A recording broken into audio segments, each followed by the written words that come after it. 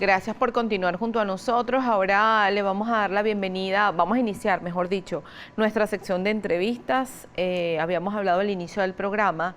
Este tema ya lo habíamos tratado previamente o cuando comenzó la cuarentena, habíamos hablado un poco de esto, pero quisimos volver a tocar este tema porque en vista de que se han incrementado los casos en nuestro país de COVID-19 y con la llegada de las lluvias, con estos cambios de clima, algunas personas presentan cuadros respiratorios particulares. Muchos los confunden con síntomas de COVID-19. El miedo es libre, pero no hacer nada no es la solución. Moverse o automedicarse no es la solución. Entonces es importante que tengamos en cuenta para primero disipar cualquier duda, aclararse, informarse y sobre todo tomar las medidas respectivas. Porque de repente confundimos un resfriado y creemos que es COVID-19 y entramos en pánico, nos paralizamos, creemos que vamos a hospitalizarnos y un montón de pensamientos que son, bueno, propios del mismo miedo. La doctora Ligia Acosta, médico otorrinolaringólogo, ella también es la presidenta de la Sociedad Venezolana de Otorrinolaringología. Y las redes de la doctora es @LigiaORL2 en número. Usted la va a tener en pantalla, por ahí va a estar disponible la red de la doctora. Usted puede comunicarse también con ella. Lo importante es que tenga en cuenta que este programa no vamos a pasar consultas, simplemente ir aclarando dudas. Gracias por estar aquí. Bueno, muy buenos días, muchísimas gracias por la invitación. Sí, ciertamente crea mucha angustia y ansiedad en las personas el saberse que quizás pueda tener la enfermedad de COVID, más conociendo todo lo que significa, digamos, este problema a nivel mundial, más cuando estamos en situación de pandemia. Indudablemente, bajo estas circunstancias, estamos obligados ante cualquier cuadro respiratorio, digamos, ser un poquito cuidadosos, ¿ya? Sin embargo, no todas las afecciones respiratorias tienen que ser enfermedad de COVID. Eso es una cosa que, tal como tú le comentaba, pues nos debe hacer pensar de que en un momento dado pues, simplemente puedas tener un resfriado común, lo que llama uno el catarro común, o una gripecita que es un poco más lo que es la gripa o la gripe estacional, la llamada influenza, que es un poquito más severa, ¿verdad? Que pueden ser alternativas. Es decir, hay una serie de enfermedades o afecciones respiratorias que ciertamente comparten síntomas comunes con el COVID, pero no necesariamente tiene que ser COVID. ¿Cuáles son esas afecciones respiratorias? Hay lo que se denomina el resfriado común o catarro común. Es una infección viral producida por unos virus específicos, como son el rinovirus, adenovirus, incluso un tipo de coronavirus, que da un cuadro muy leve de inflamación de la vía respiratoria. Eso que llamamos nosotros un resfriadito. Malestar general, congestión nasal, un poquito de moco, ojitos rojos, puede haber dolorcito de garganta, tos, incluso una febrícula, una fiebre, o en casos muchas veces no hay fiebre. ¿Eso es un resfriado o catarro común? Es un resfriado o catarro común igualmente, producido por un virus que se contagia igual a través de esas goticas de secreciones que la persona enferma puede expeler cuando tose, cuando estornuda, cuando de alguna manera habla, entonces la persona se puede contaminar y le da ese resfriadito común, pero eso tiene una evolución bastante satisfactoria, es autolimitado. La mayoría de las veces uno lo identifica porque en el transcurso ya de las 72 horas la persona empieza a sentirse mejor, va mejorando progresivamente y al cabo de una semana debe estar perfecto. Ese es un resfriado común. Eso le puede dar a cualquier persona, y más si tú eres una persona sana y en esta situación de pandemia no has tenido ningún contacto, te has cuidado, no has estado expuesta a las posibilidades de que te puedas contaminar con el virus, ¿verdad? Entonces, eso puede ser un simple resfriado común, más ahora, como tú comentabas, que se están iniciando las lluvias, porque estos procesos virales, la mayoría se incrementan en épocas, digamos, de lluvia, en el invierno, en diciembre, en épocas frías, porque los virus se multiplican bajo esas temperaturas. Esa es la característica típica de un resfriado común o catarro común producida por un virus, generalmente el rinovirus.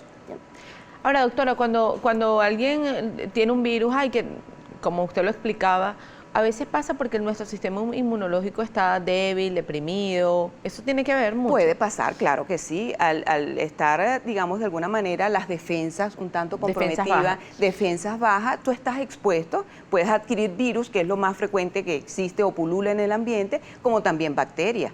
Afortunadamente, la mayoría de las afecciones respiratorias son virales.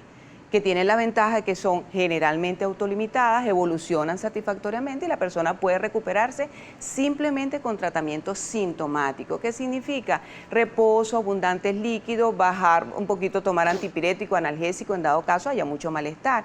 Eso es lo típico de los procesos virales, en este caso como el resfriado común.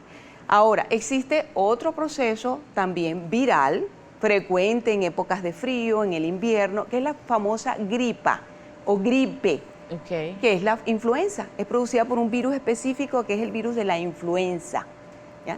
Es un virus que es un poquito más, digamos, da un poco más malestares que el resfriado común. Un poquito más agresivo, le podemos decir. Un poquito, sí, más agresivo pudiéramos comentar, porque da la misma sintomatología, congestión nasal, moquito, incluso dolor de garganta, tos, sobre todo da una tos seca, Pero el virus de la influenza, digamos, que da mucho malestar general, dolor de cabeza, te duelen como el cuerpo, tiene uno lo que denomina mialgias, le duelen como los músculos, la persona lo que le provoca es estar postrada. Y tiene la característica de que presenta una fiebre de manera abrupta, ¿ya? Como súbita, rápidamente, y una fiebre alta. Entonces la persona, digamos, se siente mal en la medida que van pasando los días, como mucho más el malestar, pero es un virus. Si la persona es una persona con buenas condiciones, no tiene factores de riesgo. ¿Qué llamamos factores de riesgo? Bueno, no es una persona que tiene enfermedades previas, por ejemplo, pulmonares, o que sea, qué sé yo, un asmático, o sufra de alguna afección pulmonar de base, o sea, un diabético, o sea, tenga un problema de su sistema inmunológico, de sus defensas, ¿ya? Que no le permita como contrarrestar esa afección de ese virus. Puede complicarse con este virus particular, que es la famosa influenza. ¿Recuerdas el H1N1? Sí, Ese claro. es el mismo tipo. La influenza, digamos, son un tipo de virus que a su vez, digamos, como que se clasifican, y hay uno específico, que es el H1N1, que causa este cuadro, que es como un cuadro gripal, pero muy fuerte, que te tumba de alguna manera. Pero en una persona sana puede evolucionar en el lapso de una semana, 2 semanas, y la persona se puede recuperar igual con tratamiento sintomático. Claro, pero tú sientes eso, malestar en una situación de pandemia, tú te asustas, tú dices, Dios mío, ¿será esto el COVID? Pero bueno, es importante sobre todo que la diferencia está muchas veces en esos antecedentes epidemiológicos. ¿A qué llamamos antecedentes epidemiológicos? El hecho de que tú tengas la posibilidad de contactos ya sea con sospechosos, ¿verdad?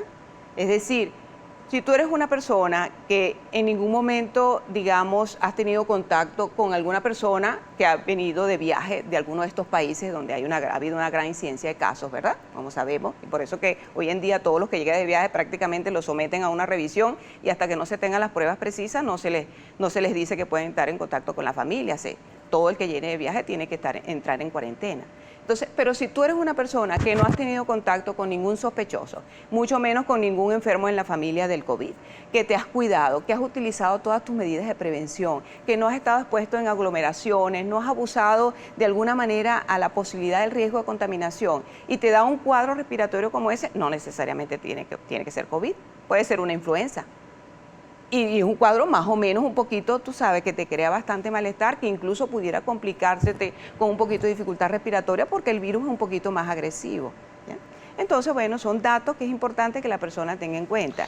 Ahora, cuando los malestares puntuales a nivel respiratorio, cuando una persona tiene COVID-19.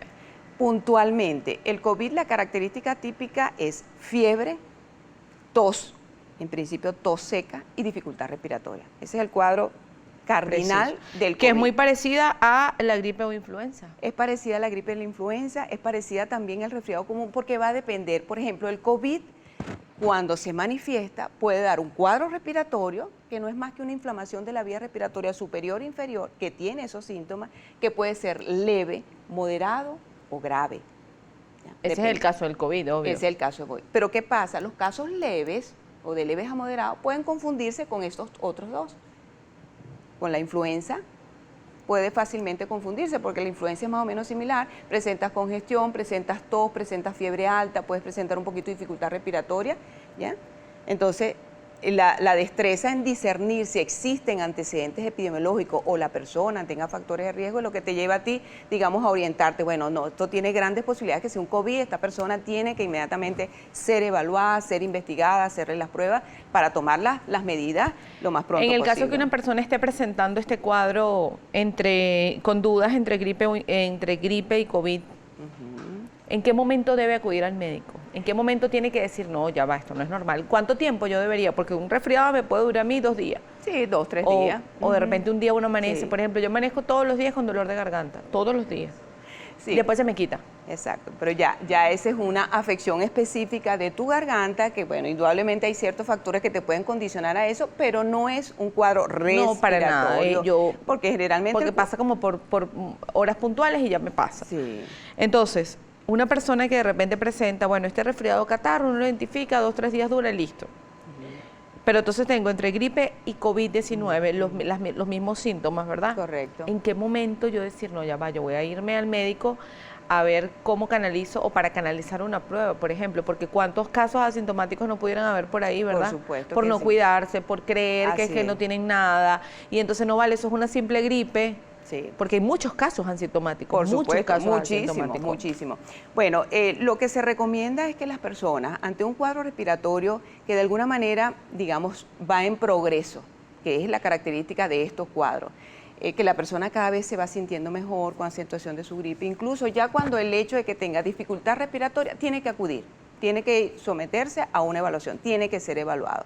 El médico, ya sea el internista, el que le corresponda en el área de emergencia, va a hacer su investigación desde el punto de vista epidemiológico y su examen general, ¿verdad? Para verificar y, si lo considera, va a hacer las pruebas pertinentes, las pruebas que para detección, y se mantiene el paciente en vigilancia, hasta tanto se tenga las pruebas. Doctora, eso es lo correcto. Escribe José Aliro Rondón, ¿cómo nos podemos contagiar de un virus si estamos, algunos al menos, en cuarentena, con tapabocas y guardando el distanciamiento físico? Sí. Bueno, el asunto es que los virus son bien particulares, ¿ya? Los virus, de alguna manera, ahorita afortunadamente no estamos, digamos, en un momento de abundantes lluvias, porque apenas estamos iniciando, ¿ya? Ni tampoco la temperatura tan baja. Pues, afortunadamente ahorita no se ha incrementado la incidencia de esas afecciones respiratorias comunes. Sin embargo, la persona, a pesar de que, digamos, está en cuarentena, mantiene su distanciamiento, a lo mejor usa tapaboca, pero de alguna forma lo ideal para una protección segura es tomar todas las medidas. Todas las medidas. ¿Qué significa? Lavado de mano constante, hacer la limpieza de las áreas donde tú normalmente te desenvuelves, que tienes que mantener un contacto, porque si por casualidad alguna persona vino de esas asintomáticas que están, digamos, y toca alguna superficie, allí tú puedes, y si tú no tienes las medidas, estarte, digamos, limpiando tus manos frecuentemente, utilizando los requerimientos, agua y jabón, soluciones de gel alcoholada, etcétera, te puedes contaminar igual. O bien que, mira, por X circunstancia, entonces te tocas la cara, te quitas el tapaboca de la forma no adecuada y te tocas la cara, puede haber una contaminación. O sea, eso va a depender, digamos, verdaderamente de la seriedad con la cual tomemos las medidas y también de tus condiciones como huésped para ese virus, ¿verdad? Como decíamos, si eres una persona sana que tienes tus defensas normales, pues deberían esas defensas protegerte y tú evolucionar satisfactoriamente. Pero a veces hay personas que tienen unas condiciones especiales que lo hacen mucho más sensibles, mucho más frágiles a adquirir ciertas infecciones. ¿Por qué el descanso, el líquido abundante, son una de las recomendaciones que dan los médicos para curar o tratar el resfriado común, correcto, la gripe o influenza y COVID-19? Sí. Eso lo vamos a responder al claro regreso. que sí. Hacemos una pausa, interesante tema, con la doctora Ligia Costa, médico otorrino y vicepresidenta de la Sociedad de Otorrinolaringología. Hacemos pausa.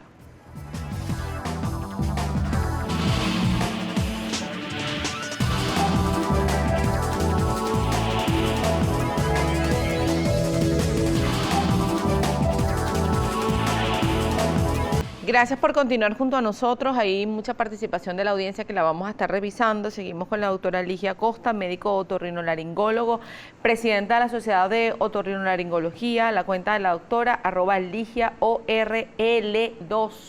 en número. La va a tener allí en pantalla para que usted pueda comunicarse con la doctora más adelante. Vamos a seguir revisando un poco de comentarios.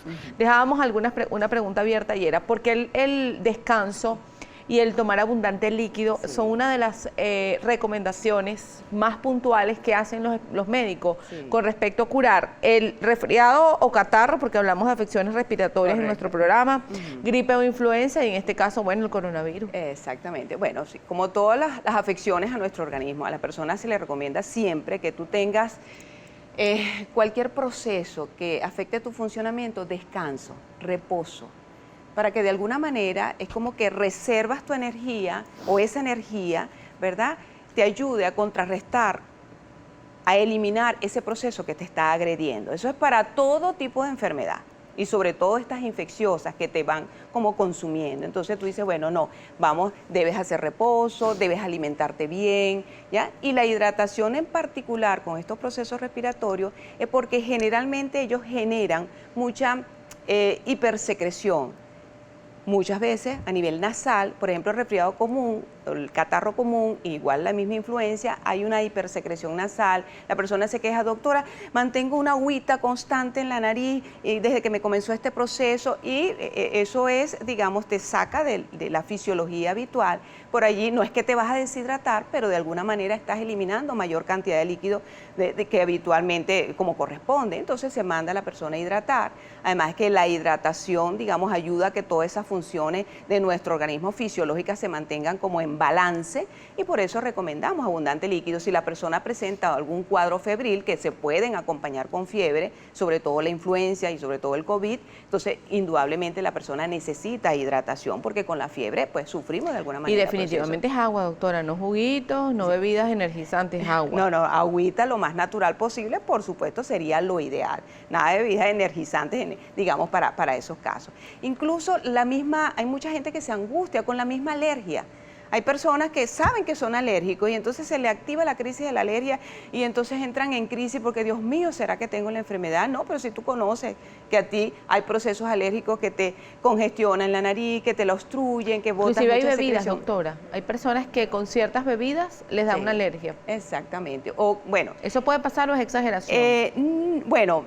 Dígame la verdad. No, fíjate, lo que sucede la mayoría de las veces es que hay bebidas, temperaturas a las cuales tú tomas esa bebida, que es el hecho de la temperatura, que te desencadena, ¿verdad?, un cuadro de rinitis, pero que no es la rinitis alérgica, que es lo que nosotros llamamos una rinitis vasomotora, pero es el hecho de la temperatura, incluso alimentos. Hay personas que empiezan a tomarse una sopa, ¿verdad?, y eso te genera una hipersecreción nasal, que se incomodan incluso. Eso es un tipo de rinitis, no es alérgica, es una rinitis vasomotora, pero bueno, se trata igual, que es simplemente un estímulo que te provoca una hipersecreción. ¿Okay? Eso es un cuadro que uno lo observa con relativa frecuencia y le manda su tratamiento y el paciente se controla. Pero las personas alérgicas, ¿verdad?, que bajo ciertas circunstancias, la exposición, ahorita que recientemente tuvimos una calima terrible, que estábamos aquí en Caracas, bueno, con una nubosidad permanente, muchos alérgicos se le incrementaron sus síntomas respiratorios y entraron en angustia, no sé si es la calima o si es que me estoy enfermando, me está dando la enfermedad. Entonces, bueno, vamos a analizar la situación realmente. ¿Dónde específicamente están esos síntomas? Cuando son procesos alérgicos, la mayoría de las veces el peso de los síntomas está en esta vía aérea superior. Congestión nasal, obstrucción nasal, una rinorrea acuosa, esa agua clarita, te pican los ojos, puedes tener un poquito de prurito también de la garganta. Una tos quizás eventual puede ser, como puedes tener también una tos que te sientes cansado, pero ahí no hay fiebre, ahí no hay malestar general de que te sientes postrado, de que no te quieres levantar, que te duele el cuerpo. Nada, son síntomas muy focales, ¿verdad? Y muchas veces asociados a factores alergénicos. En este caso la calima era uno, o bien que la persona, tuvo un sitio donde había mucha humedad, mucho polvo, contaminantes ambientales, que te desencadenan el cuadro. Al tú retirarte de ese contaminante o ese alergeno, probablemente el cuadro mejora. O si te tomas tratamiento antialérgico, el cuadro te va a mejorar. Y ahí tú diferencias, no, esto es una alergia, esto no es ninguna enfermedad de COVID. ¿No? La diferencia entre rinitis alérgica y la sinusitis, doctora. Muy importante. La rinitis... Primero, y además, ¿qué es la rinitis y qué es la sinusitis? Exacto. La rinitis, como todo lo itis, es inflamación de la mucosa nasal. Esa pielcita que cubre nuestra nariz por dentro, eso se llama mucosa. Ella se inflama, ¿verdad? Esa rinitis alérgica por factores alergénicos que tú inhalas que desencadenan un proceso inflamatorio. Esa es la rinitis alérgica, ¿ya? En cambio, la sinusitis, que hoy en día realmente se llama rinosinusitis, es un proceso inflamatorio e infeccioso de esa misma mucosa nasal, pero que se extiende a la mucosa de los senos paranasales, que son esas cavidades que tenemos nosotros en la cara. Entonces, todo ese cuadro de rinosinusitis, que es esa inflamación, te da los síntomas similares: congestión nasal, moquito, sensación de obstrucción en la nariz, te puede doler la cara, sientes como una flema que te cae de la nariz hacia la garganta, que es lo que nosotros llamamos goteo posterior, y esa rinosinusitis puede ser de etiología viral, que tiene una evolución en unos 5 o 7 días, la persona puede mejorar espontáneamente con su tratamiento igual, líquidos, analgésicos, reposo, etcétera. Pero en caso de que la persona no mejore, sino que el cuadro se perpetúa, se prolonga unos días más y ya el malestar como que se acentúa, sientes ese moco ya no es un moco clarito, sino que es un moco que se torna un tanto amarillento, verdoso, inicias fiebre, te sientes peor. Ya ese cuadro de rinosinusitis probablemente es de tipo bacteriano.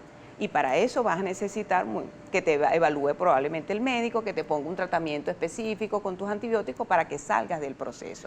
Pero fíjate que es una afección respiratoria superior, muy puntual, sobre todo muy acentuada en esa zona facial, que bueno, tú dices, Dios, tendré un COVID, pero no nos alarmemos, porque en la rinosinusitis no pesa tanto la fiebre alta, no pesa tanto la tos, sino más que todo síntomas faciales de la cara, de obstrucción nasal.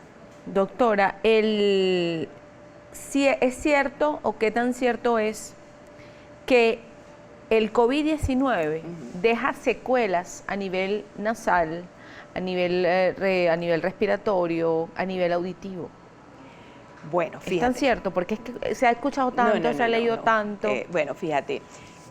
Con respecto a la enfermedad del COVID, todos estamos, digamos, en información permanente nueva, porque es una enfermedad nueva, está en estudio, todos están abocados a definir exactamente cómo se caracteriza el proceso. Hay muchas cosas que todavía se desconocen. Realmente, como dejar secuelas, hasta ahora, digamos, aún en casos graves a nivel de vía respiratoria superior, no. ¿Qué sí se conoce del COVID hasta ahora? Por ejemplo, en particular con lo que respecta al área nasal, que el COVID puede dar un síntoma de una manera aislada, solito, o acompañando a todo ese cuadro que ya conocemos, que es la falta de olfacción, es lo que nosotros llamamos anosmia o hiposmia. Incluso falta de percibir el sentido del gusto, que es la ageusia. Entonces, ya se conoce que muchas personas infectadas con el COVID pueden presentar solamente estos dos síntomas de falta de olfacción y de gusto, sin los otros, sin la fiebre, sin la tos, etcétera, y corresponde a una infección de COVID. Como también lo han presentado aquellas personas que tienen todo el cuadro, pero además de eso, de la fiebre, de la tos, del malestar, de la congestión, etcétera, tienen esa dificultad para la olfacción y para el gusto. Pero afortunadamente es algo transitorio, que se elimina al cabo de unas semanas, unas 2 semanas, y el paciente recupera otra vez su función. Eso es algo que, bueno, nosotros como médicos también cuando hacemos el interrogatorio al paciente tenemos que investigarlo. Si dentro de sus síntomas en algún momento perdió la capacidad de oler o del gusto por las cosas, esa es parte del cuadro clínico del COVID, que en algunos casos se presenta solo estos síntomas y uno tiene que conocerlo porque la persona cree que como no tiene tos, no tiene fiebre, no tiene más ninguno de los otros síntomas, él no tiene COVID, puede tener COVID, puede andar contaminando a las demás personas si a eso no se le presta atención. Eso sí es importante, que esta persona, ¿verdad?, se convierte... Porque es asintomático, no. Bueno, no, tiene no síntomas.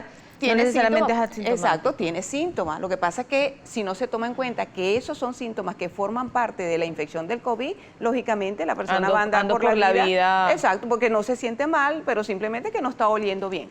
Y es algo a propósito transitorio. de andar por la vida propagando el COVID, Ajá. Luis Rafael Casanova le escribe, Puedo yo responderle, pero bueno, yo no soy médico, por eso la doctora Ligia lo hará por mejor que yo. Buenos días, siempre en sintonía, disfrutando de un café y con compañía. Tengo una duda, ¿una persona positiva con COVID-19 puede hacer una rutina diaria de ejercicios? Bueno, lo ideal es que una persona positiva con COVID, aunque esté asintomático, debe estar en su casa, debe estar en cuarentena. Debemos evitar que pueda ser punto de partida para que otro se contamine. Eso es así, más cuando conocemos que por cada persona infectada que se mantenga en un área expuesta puede llegar a contaminar a 3 personas más. Entonces, la idea es que la persona que ya está confirmada debe quedarse en cuarentena, protegida, no exponerse para evitar la contaminación al resto de sus familiares. Por eso es importante que los ejercicios va a tener tiempo de hacer ejercicio. Posteriormente, a lo mejor, mire, si se siente muy bien dentro de la casa, dentro de su cuarto, pero la idea es no abusar, porque tú tienes un virus dentro de tu organismo que afortunadamente no te ha dado síntomas, pero la idea es que tu cuerpo esté en las mejores condiciones para que se defienda lo mejor posible. Rápido, y que pueda salir de esto. Y que salga de esto rápido. ¿El COVID-19 se repite? Bueno, eso hasta la fecha no está bien precisado, ¿ya? A pesar de todos los estudios, sin embargo, conociendo como todos los procesos virales, se supone que cuando tú adquieres un virus, tu organismo adquiere la inmunidad, es decir, ya está con el conocimiento acerca de este virus y en una próxima infección él te defiende. Se supone que eso debe suceder lo mismo. Sin embargo, hasta ahora no podemos dar una precisión al respecto. ¿Hay más riesgo de COVID-19 si se ha tenido neumonía? Si tú tienes sobre todo una neumonía reciente, en donde hay un sistema respiratorio que está de alguna manera frágil, lógicamente si te expones sin ninguna medida de prevención, tienes más riesgo, porque es una zona enferma todavía, en convalecencia. Pero el hecho de que tú hayas tenido una neumonía hace, 5 o 10 años, una sola neumonía, un año, ya no tiene mayor, y eres una persona sana, no necesariamente, ¿ya? Ahora, hay personas, sobre todo, que tienen una condición especial, que hacen cuadros respiratorios muy recurrentes, por ejemplo, personas que fueron fumadores por muchos años y ya desarrollan lo que es una enfermedad broncopulmonar obstructiva crónica, que es, bueno, una vía respiratoria inferior con mucha deficiencia, y que lamentablemente cualquier proceso respiratorio es muy agresivo en él, entonces lógicamente pues puede tener mayor compromiso para adquirir esta enfermedad. Recomendaciones para una persona que de repente presenta cualquier síntoma de esto.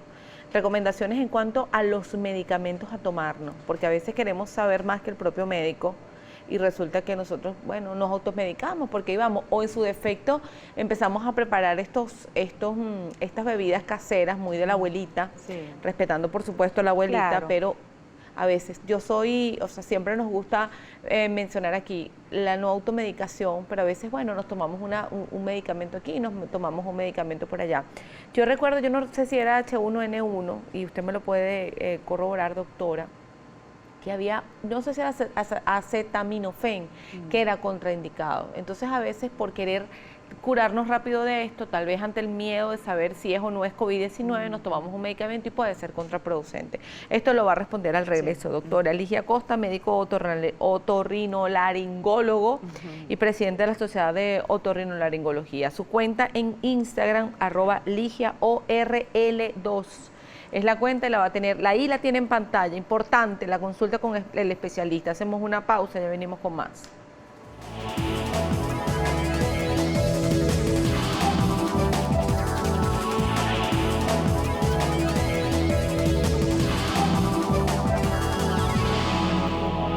Seguimos completamente en vivo con la doctora Ligia Costa, otorrinolaringólogo, hablando un poco sobre las afecciones respiratorias a propósito de, versus el COVID-19 y cuándo nos confundimos y cuándo no. Sí. La toma de estos tecitos, yo recuerdo cuando comienza COVID-19, había una escasez de limones y entonces hubo un repunte en los precios de los limones, el kilo se casi que lo cobraban en 700.000 euros, una locura. Sí. Porque el limón era lo que nos iba a evitar el COVID-19. Sí. Porque entonces aprendimos a tomar tecitos porque llegó COVID-19. Aprendimos a hacernos esto porque llegó COVID-19. Entonces ahorita el malojillo se ha vuelto como de moda más en los hogares. Sí, bueno, indudablemente las costumbres que hemos heredado, ¿verdad? De todas estas bebidas que anteriormente cuando no había esta abundancia de medicación muy selectiva y muy específica, antes se recurría a estas bebidas naturales y que de alguna forma te mejoraban esos malestares leves, porque realmente benefician en esos casos leves. El hecho de que tomes un tecito, eso es líquido, eso te beneficia, porque de alguna manera, como dijimos, hay que hidratarnos. Es un líquido que calientico también te favorece a una cierta temperatura, porque esas zonas muchas veces están, digamos, de alguna manera, el calor te favorece, si se quiere, y la persona se siente mejor.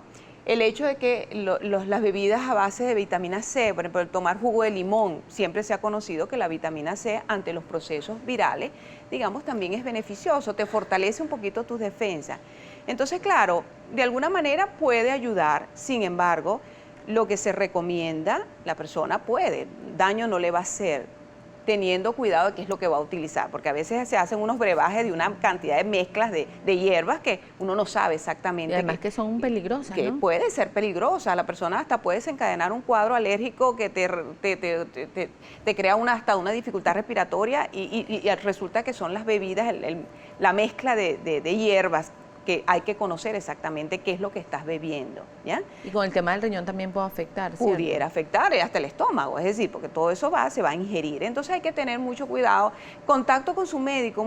La mayoría de los médicos que entendemos por el problema del traslado, de las dificultades, se ponen en contacto al paciente con nosotros y le damos sus recomendaciones. Puedes hacer esto, tómate un analgésico con estas características o vamos a bajar la fiebre con este tipo de medicamento y me estás avisando dependiendo de cómo te vayas sintiendo y vamos haciendo como un monitoreo del cuadro.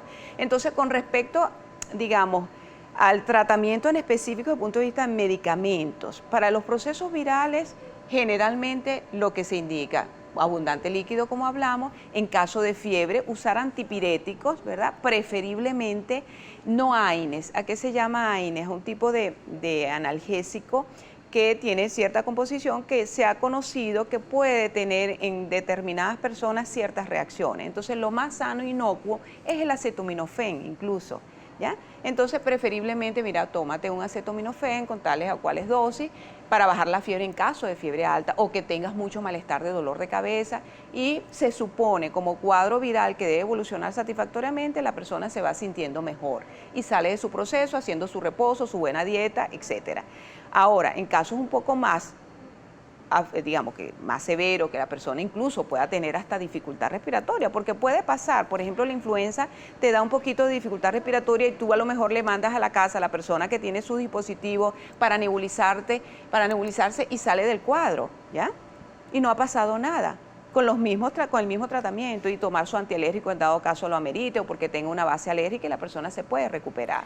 Dice Reinaldo Rafael Rivero, el exceso de tomar los llamados guarapitos caseros como jengibre, toronjil, malojillo y flor de sauco puede ocasionar daños colaterales cuando se tomen demasiado. Así es, muy correctamente, así Ray es. Martínez le pregunta, ¿considera alarmante si una persona presenta de temperatura 38 grados sin ningún otro malestar? Entre 37.5 se considera grave. No, generalmente, de hecho nosotros llamamos febrícula, como las abuelitas antes lo llamaban fogaje, tiene como un fogaje, una febrícula, una fiebrecita baja, esa 37.8, 38, ¿ya? Eso es una febrícula. Por encima de 38.5 sí ya es un cuadro de fiebre, es una reacción propia del organismo, algo que está sucediendo dentro de ti y el organismo reacciona con ese aviso, hay fiebre, ¿ya? Una fiebre aislada, pues hay que vigilar a la persona. Inclusive al adulto, porque a veces queremos Claro. solamente a los niños. ¿Qué puede Sí. pasar en una fiebre alta no vigilada en adultos? Una fiebre alta, hay que ver qué evolución tiene. Porque una fiebre alta de un solo día, mira, puede ser hasta un cuadro viral que se manifestó con una fiebre y a lo mejor tienes en tu organismo, pero no te dio mayor síntoma, desapareció y no hay más nada. Ahora, una fiebre alta y que se sostiene en el transcurso de los días, indudablemente hay que investigar, la mayoría de las veces un foco infeccioso que hay en algún sitio, urinario, gastrointestinal, respiratorio. Lo que pasa es que la mayoría, los más frecuentes son los respiratorios. Le escribe JP Linares, una persona que haya sido positiva de coronavirus y haya cumplido con su tratamiento y cuando llega a la comunidad, ¿no hay riesgo de que contagie a otra persona? Le pregunta. Bueno, una persona positiva cumplió su tratamiento, debe cumplir su cuarentena como corresponde, ¿verdad? y ya salió de esa etapa de posible contaminación, no tiene por qué contaminar a otra persona, para nada. Se supone que debe haber el examen posterior que determina que ya eres un paciente libre de COVID. Absolutamente, y se le hace a todos los que son confirmados hoy en día, digamos, después que se someten a su cuarentena o a su tratamiento, ya sea sintomático, a su vigilancia, al cabo de las 2 semanas o 3 semanas, se le repite la prueba para verificar que esté realmente negativo. Y ahí es cuando se le da permiso para incorporarse a sus actividades habituales o, bueno, simplemente salir a la calle, contacto con las demás personas o no. Le escribe Zuli Morón, ¿por qué da paperas y a qué médico se va? Bueno, la papera es la llamada parotiditis, es la inflamación de las parótidas, ¿verdad? Que son unas glándulas que todos tenemos acá, a nuestros lados, digamos, de la carita, glándulas salivales. Ellas igual se pueden enfermar, generalmente inflamar por procesos virales, como cuando nosotros estábamos pequeños que existe el virus de la parotiditis, ¿verdad? Que es una infección viral exclusiva que le encanta la glándula, la inflama, tú adquieres inmunidad y más nunca te vuelve a dar la papera por ese virus, que es lo que se llama la parotiditis, ¿verdad? Aguda, por el virus de la parotiditis. Como todo proceso viral, necesitas reposo, descanso, abundante líquido, analgésico probablemente para bajar digamos, aliviar un poco porque molesta, duele y bajar la inflamación. Y se supone, como toda virosis, que tú evolucionas bien y la papera pues se elimina y no pasa absolutamente nada. Sobre todo se recomienda mucho reposo, porque el virus a veces baja para otras glándulas, como son los testículos en el caso de los hombres o las mamas, y da también, entonces tiene sus complicaciones. Ahora bien, hay casos de personas que sufren de parotiditis recurrente. Ese es otro capítulo. No necesariamente es por el virus, porque el virus cuando te dio una sola vez, ese virus de la parotiditis, pero hay otros virus que te pueden afectar tu parótida. Y así como también hay virus, también pueden haber bacterias. Y entonces hay personas que tienen tendencia por una condición de sus parótidas a sufrir afecciones recurrentes. Entonces son personas que ameritan un estudio especial, ameritan evaluarse, estudiarse a profundidad para definir exactamente qué le condiciona a esos cuadros de parotiditis recurrente. Castrillo Teresa le pregunta que dice que su esposo tiene los síntomas que indicó de afección respiratoria y eso ha sido constante. ¿Cuál sería el tratamiento? El asunto ha sido constante como constante. Me imagino que las afecciones respiratorias. Sí, el asunto está es saber exactamente, es decir, si es un cuadro respiratorio exclusivo, simplemente nasal y es constante y no hay tos, no ha habido fiebre, es solo congestión, obstrucción, mucosidad, a lo mejor se trata de una alergia, que son las que se permanecen en el tiempo, ¿ya? Y no se ha definido exactamente si hay algo en el hogar, en el ambiente, en el área del trabajo que se lo mantenga o porque tenga una alteración en su vía respiratoria nasal, como una desviación del tabique, que condiciona también a que tenga una obstrucción permanente y eso a su vez, sumado a la alergia, tiene un cuadro constante. ¿Ya? A lo mejor puede ser eso. Ahora, no es exclusivamente del área nasal, sino que también sufre de su vía respiratoria inferior porque tiene mucho cansancio y se agota y le cuesta, tiene dificultades para cierto tipo de ejercicio. Es un paciente que tiene que investigarse a ver qué es lo que está pasando. Amerita evaluación. Le escribe López Mario Salva. Tengo 62 años y se me tapan frecuentemente los oídos. Me gustaría saber a qué se debe. Bueno, en el área otológica, digamos, lo más frecuente en pensar si es solo sensación de oído tapado, que pueda tratarse de un problema de obstrucción por un tapón de cerumen. Sobre todo en las personas mayores hay tendencia a que estas secreciones ceruminosas, la cerita es un poco más deshidratada, más seca, se adhiere a las paredes, se va compactando y crea el famoso tapón de cerumen.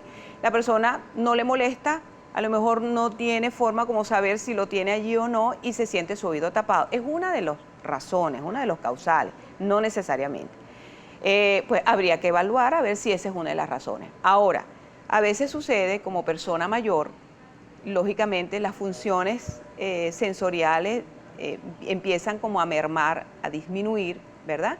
y hay una sensación de que no estoy escuchando bien, realmente no estoy escuchando bien, se tratará de eso y a lo mejor no tengo ningún tapón y es que simplemente nuestra función está disminuyendo por alguna razón, parte de la edad o algún otro factor que te condicione a que te baje la audición y entonces uno lo interpreta, tengo oídos tapados, no, es que no estoy escuchando bien. Lo ideal es evaluar para definir exactamente cuál es el problema. Escribe Rosa Belén Ochoa, dice que con la calima y el humo ha estado desde hace 3 meses mal, se le tapan los oídos, dice, menos mal que no tengo amígdalas, pero sí un poco de fastidio en la garganta y ese fastidio en la nariz tapada, sin fiebre, tomando antialérgicos y he mejorado mucho. Sí, lamentablemente con lo de la calima, muchas de las personas alérgicas sufrieron muchísimo. Gracias a Dios se está despejando un poco.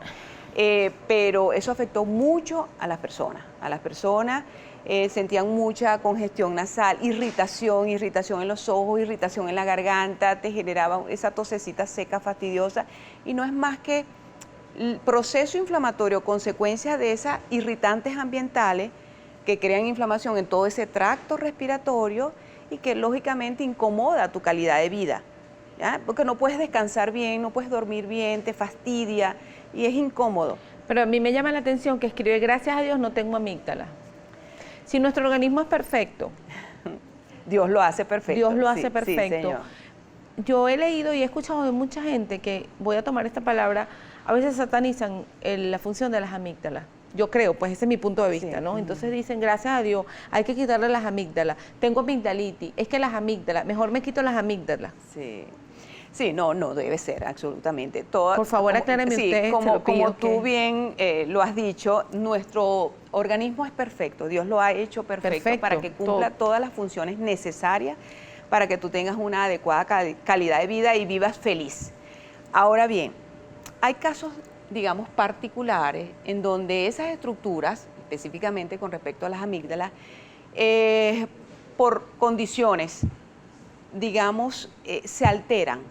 En el sentido de, por ejemplo, sufren crecimientos exagerados porque están reaccionando a un factor determinado o por la genética de la persona. Tiene tendencia a tener unas amígdalas voluminosas, inmensas, que crean obstrucción de la vía respiratoria. Un par de pelotas, como yo les digo, un par de pelotas de fútbol dentro de la boca que no te dejan ni tragar, sobre todo en los niños donde se ve que, digamos, que afecta mucho porque ellos están en proceso de crecimiento y desarrollo y al no tener una buena, digamos, como anatomía y fisiología, eso afecta su crecimiento y desarrollo. Entonces tú ves las repercusiones. Por eso es que en ellos donde más hacemos hincapié en verificar si eso está funcionando bien, sí o no. Entonces en el caso de las amígdalas, cuando ellas tienen un volumen muy acentuado que provocan obstrucción y esa obstrucción te está mermando tus condiciones porque te trae repercusiones, lamentablemente hay que tomar medidas, hay que retirar. Esa es una de las razones o que nosotros llamamos criterios para tomar la determinación de una intervención de amígdala. Un criterio importante, obstrucción de la vía respiratoria, franca, que tiene sus repercusiones. Otro criterio, el hecho de que hay personas, por su condición, tienden a hacer esas infecciones súper recurrentes. No han pasado 15 días y otra vez el dolor de amígdalas, se inflaman, fiebre alta, no sale de un antibiótico prácticamente cada 15 días mensual. El hecho de que te estés infectando prácticamente mensual, sin posibilidades de recuperación, merma tu funcionamiento. Y llega un momento en que ya esas amígdalas, sobre todo en los adultos, que no cumplen, que ya no están cumpliendo la función ideal, porque más bien son unas esponjas para adquirir infecciones, eso también tiene su criterio de intervención quirúrgica. No hacemos nada con eso allí que te está, digamos, agrediendo mensualmente, ¿ya? Entonces tiene un criterio, pero no, son criterios muy específicos, que no hay que abusar de ellos, porque la persona que tiene sus amígdalas sanitas, que no se enferma una vez al año o 2 veces al año, un episodio amigdalar, eso no tiene criterio para tener que tú extraerte tus amígdalas y simplemente, digamos, vida normal. Ahora, ¿qué sucede? Esta persona que hace ese comentario, menos mal que no tengo amígdala, probablemente es que ella, cada vez que sufría un proceso amigdalar, ¿verdad? Eso le generaba afección al resto de toda su vía respiratoria y se complicaba. Entonces, ella se imagina, bueno, si además de que tengo esto, también las amígdalas se me enferman, hubiese sido terrible, que suele pasar.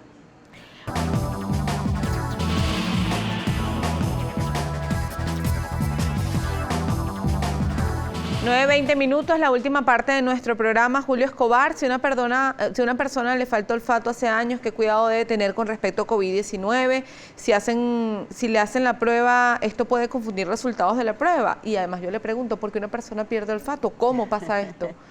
Bueno, existen muchas causas, indudablemente, de pérdidas del olfato y realmente pueden ser, de manera general, de tipo infecciosas, ¿ya? Que por una infección, cualquier cuadro de estos cuadros en un momento te hace perder el olfato por inflamación de esa mucosa en esa área olfatoria, pero es algo reversible que se recupera espontáneamente, sobre todo en ese caso de procesos infecciosos virales. Pero puede haber causas de tipo traumáticas, es decir, por algún, digamos, accidente importante, traumatismo a nivel facial, las fibras nerviosas, ¿verdad? Porque son unas proyecciones nerviosas que terminan, sus ramitas terminales allí en la parte superior, en el techo de la nariz, y que se pueden seccionar y la persona puede perder el olfato. O bien también por problemas de lesiones tumorales o simplemente obstrucciones de la vía respiratoria que te impide que el aire llegue a ese techo de la nariz donde están esas células olfatorias y pues lógicamente disminuye el olfato. Ahora, esta persona al parecer tiene pérdida del olfato desde hace años. No sé si lo investigó, se lo investigaron. A veces hay causas incluso que nosotros llamamos idiopáticas que no se consigue la causa. El hecho es que no necesariamente una persona con pérdida del olfato pues se comporta, si esa es la única afección que tiene, como cualquier otra persona a sufrir la infección por el COVID. No es que es un factor de riesgo, no necesariamente. Es decir, se trata como cualquier persona normal.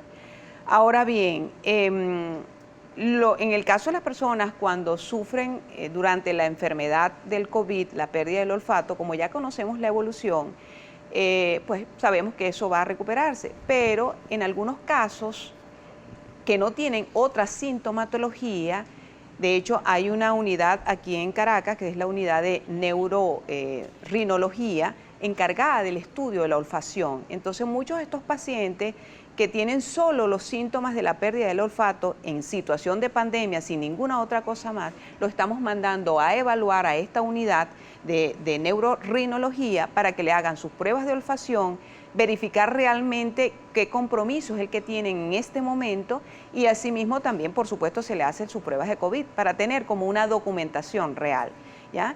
Lo importante es que las personas sepan, si hay una pérdida de olfato hoy en día en situación de pandemia, tiene que consultar al médico. Si simplemente tiene la pérdida del olfato, por supuesto, pensar que pudiera ser un cuadro muy transitorio, y si es transitorio, evoluciona y se recupera, perfecto, la persona se puede quedar tranquila. Pero si esto persiste, tiene que consultar, porque eso no es normal que tú pierdas una función. Tiene que ser evaluado por el especialista para verificar cuál es el punto de partida y cómo lo podemos ayudar. Eso es lo importante. Soy de la tercera edad, perdí el vaso en un accidente. ¿Cómo está mi sistema inmunológico? Sí, las personas con, digamos, ausencia de vaso en su organismo, el vaso es un órgano importante para el sistema de defensa en general. Él produce una celularidad que nos protege contra ciertos gérmenes que nosotros llamamos gérmenes encapsulados, específicamente, es un tipo de germen en especial. Entonces, estas personas que pierden el vaso tienen tendencia a que pueden sufrir afecciones por gérmenes específicos bacterianos y son precisamente las indicadas a que deben estar protegidas con vacunas que te protegen para ciertos gérmenes específicos, vacunas contra el neumococo, ¿bien?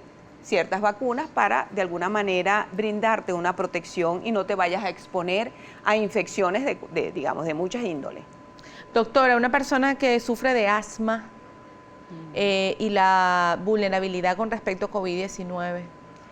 Bueno, si porque es una ya persona que afecta la parte respiratoria. Sí, exacto. Si es una persona que tiene un asma controlada, una persona de alguna manera, que sabe que tiene su condición de ser asmático, que la mayoría son desencadenadas igual por factores alergénicos del ambiente, que hace que desencadene la crisis de asma, o bien cuando tiene un proceso X respiratorio. Probablemente ante una situación de COVID, lógicamente es bastante probable que desencadene sus crisis asmáticas, es decir, que se vea un tanto afectada. El hecho porque tiene una condición respiratoria previa, pero no el hecho de ser asmático como tal, es que es una condición, digamos, número uno para que desarrolle el COVID. No, eso no pasa. Igual que, por ejemplo, en los alérgicos. De hecho, la Sociedad de Alergología ha tenido que sacar comunicados, digamos, tranquilizando a las personas. El hecho de que seas alérgico no es un factor condicionante a que tú te vas a adquirir la enfermedad del COVID, no necesariamente. Una persona que tiene excesiva picazón, una picazón excesiva a nivel de los oídos, ¿qué puede hacer? ¿Por qué pasa? La mayoría de las veces es alergia. La mayoría de las veces. ¿Alergia a qué? Alergia. Las personas alérgicas tienen tendencia a que te piquen los ojos, te pica la nariz, te pica la piel, ¿ya? Te pica la piel de los oídos muchas veces y eso justamente te genera esa... La alergia regenera esa reacción. Sin embargo, hay cuadros específicos muy puntuales. Mira, tengo una picazón desde hace 2 semanas, pero además de la picazón en el oído, tengo como una secreción y, digamos, esa secreción tiene un cierto olor. Bueno, probablemente tengas un proceso infeccioso en tus oídos que hay que investigar, hay que evaluarlo. Pero la mayoría de las veces esas picazones como que van, vienen, pican, pasa un tiempo, vuelve otra vez, generalmente obedece a factores alérgicos o bien resequedad de la piel del conducto y eso tiende a picar un poquito. Ahora, ¿y cómo se controla eso, doctora? ¿Qué están...? Bueno, no, hay que evaluar al paciente. Hay que hacer un examen. Lo ideal es evaluar al paciente y verificar que se trata de eso. Mira, además de tu picazón en los oídos, te pica la garganta, te pican los ojos, etcétera. Bueno, vamos a ponerte tu tratamiento y la persona va a mejorar. Brevemente esta pregunta para despedir, sí, porque hay 2 personas que escriben con la misma molestia. Zumbidos en los oídos. Hay alguien que casi no duerme. Sí, es un tema. El zumbido en los oídos, llamado tinnitus o acúfenos, puede obedecer a muchos factores. Generalmente las personas que lo padecen, lo ideal es evaluar a ver qué está sucediendo. Si este zumbido aparece solo, está solo, desde hace cuánto tiempo, qué características tiene ese zumbido, digamos, a qué se le asemeja, es como un pito agudo, es como un grillo, es como un latido del corazón, ¿ya? Entonces hay que verdaderamente examinar, evaluar a la persona para definir realmente las características, a ver cómo lo podemos ayudar. Lo importante es que no se sienta de que no tiene solución. Hay muchas personas que lo dejan de lado y dicen, no, yo oí que a fulano le dijeron que se tiene que acostumbrar a ese ruido y que viva con él. No necesariamente. ¿Recomendaciones finales para despedir, doctora? Bueno, muy importante. Ante la situación actual, seguir con las medidas de protección, cumplir en lo posible todas las medidas de protección, pero todas. No es solamente que vamos a usar tapaboca y ya con eso es suficiente. Tenemos que acostumbrarnos el hábito de estarnos lavando las manos frecuentemente porque no sabemos los sitios que lamentablemente pueden estar contaminados. Sí, señor, ¿verdad? Porque eso te protege de todas las afecciones respiratorias, ¿verdad? Hoy en día es necesario este distanciamiento físico, no social, físico, porque tú puedes interactuar, socializa, ¿verdad? Ya sea a través de las redes, por telemedicina, como quieras, pero no pierdes el contacto social. La merita es un distanciamiento físico, preferiblemente 1 o 2 metros si es posible. Evitar estar tocándote la cara, ¿ya? Que a veces uno tiene ese hábito a pesar de que estás tomando las medidas, pero nos podemos descuidar y el llevar las manos que tocaste en una superficie contaminada, la cara, los ojos, inmediatamente puedes de alguna forma contraer, si ha habido algún contacto con una persona enferma, la enfermedad.